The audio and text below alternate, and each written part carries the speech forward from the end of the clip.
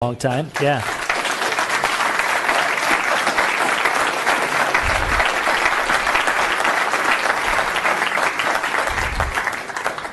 I don't think Amelia, you need to stand up again, because that was an applause that not everybody gets after a presentation, especially of that magnitude.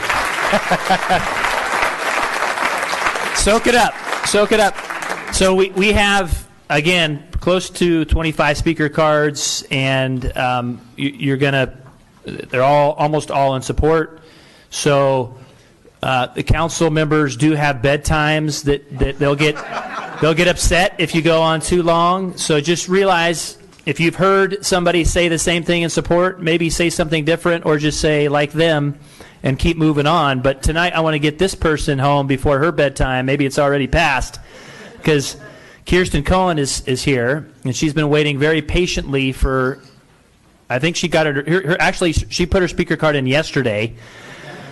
So she's been waiting all this time to speak tonight on Housing First. Kierstyn. Thank you, Mayor and City Council, for letting me speak tonight.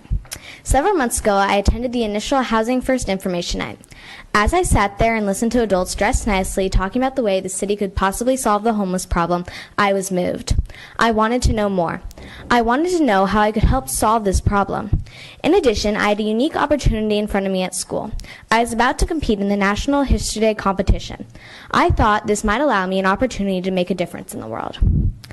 When I think about the homeless in our city, I desperately want to help. But how? Their problems are so big, maybe even unsafe for a 12-year-old to be around. Still, I felt overcome with urgency.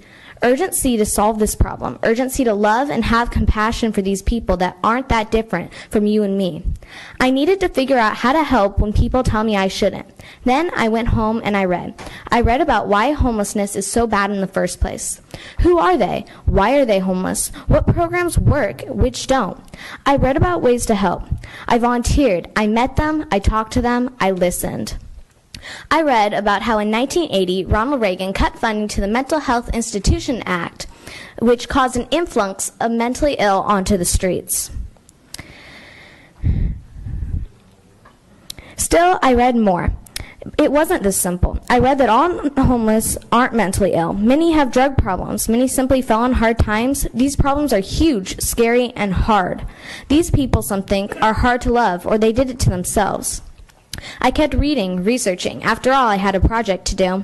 The more I read, the more I wanted to fix this problem. When I read the statistics, it all started making sense to me. We have to do more than just providing housing. We have to provide help for underlying causes. We have to take a holistic approach. We have to address the problem and the causes. My church has been doing a study on how helping can sometimes hurt. I've learned a lot in this group. I hear how adults see homelessness. I see how people and churches desperately want to help. I heard someone say churches alone can solve the homeless problem. I haven't seen this happen, though. I think this is because people and churches aren't always armed with the resources and knowledge of how to effectively help. They want to help but need leadership, so they aren't working in different directions.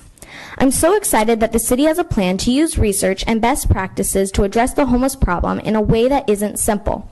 They do see people as people that have fallen on hard times and need compassion. Some of you are thinking that I'm just a little kid and don't understand mental illness and drug abuse. Maybe I don't. I'll be the first to admit to you that I live a privileged life, but I do know that our job is to love our neighbors and find ways to help. Jesus said, "Love as a child loves." So let me tell you how I love. I see a need and I want to meet it. I see hurting people and I want to help. Jesus said, "You should too." I know, I'm a kid and this is complicated. I know that from statistics and facts. And I'm sorry, Kierstyn, but 3 minutes is up.